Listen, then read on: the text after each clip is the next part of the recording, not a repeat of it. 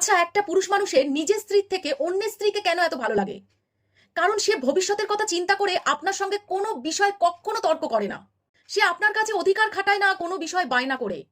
সে আপনার কাছে আসে সব সময় পরিপাটি হয়ে এবং হাসি খুশি মুখটা নিয়ে। আমি জানি আপনার স্ত্রীর মধ্যেও আপনি এই জিনিসটাই দেখতে চান। কিন্তু সেটা কি সম্ভব?